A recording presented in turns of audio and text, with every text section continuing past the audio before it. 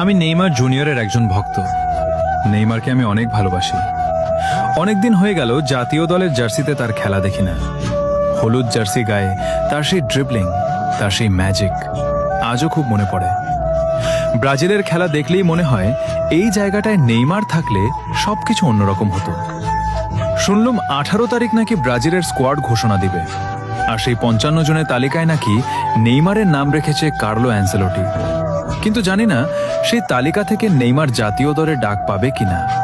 তবে একটা কথা নিশ্চিত, সেদিন রাতে কোটি কোটি নেইমার ভক্ত ফোনের দিকে তাকিয়ে থাকবে শুধু একটা খবর দেখার জন্য, নেইমার কি আবার জাতীয় দলে ফিরবে। হয়তো সেদিন রাতে হাসি মুখে ঘুমিয়ে যাব, আর যদি না হয় হয়তো কান্না করতে করতে রাতটা পার করে দেব। কারণ নেইমার শুধু একজন খেলোয়াড় না, সে আমাদের অনুভূতি। তবে আমার বিশ্বাস নেইমার ফিরবে, আবার হলুদ জার্সি গায়ে মাঠে নামবে, আবার সেই পুরনো জাদু দেখাবে। বাকিটা দেখা যাবে 18 তারিখ রাতে। আমি নেইমার জুনিয়রের একজন ভক্ত। নেইমারকে আমি অনেক ভালোবাসি। অনেকদিন হয়ে গেল জাতীয় দলের জার্সিতে তার খেলা দেখি না। হলুদ জার্সি গায়ে তার সেই ড্রিবলিং, তার সেই ম্যাজিক আজও খুব মনে পড়ে।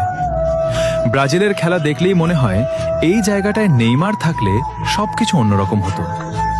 শুনলাম 18 তারিখ নাকি ব্রাজিলের স্কোয়াড ঘোষণা দিবে, আর সেই 55 জনের তালিকায় নাকি নেইমারের নাম রেখেছে কার্লো অ্যানসেলোটি। কিন্তু জানি না সেই তালিকা থেকে নেইমার জাতীয় দলে ডাক পাবে কিনা। তবে একটা কথা নিশ্চিত, সেদিন রাতে কোটি কোটি নেইমার ভক্ত ফোনের দিকে তাকিয়ে থাকবে শুধু একটা খবর দেখার জন্য, নেইমার কি আবার জাতীয় দলে ফিরবে। হয়তো সেদিন রাতে হাসি মুখে ঘুমিয়ে যাব, আর যদি না হয় হয়তো কান্না করতে করতে রাতটা পার করে দেব। কারণ নেইমার শুধু একজন খেলোয়াড় না, সে আমাদের অনুভূতি।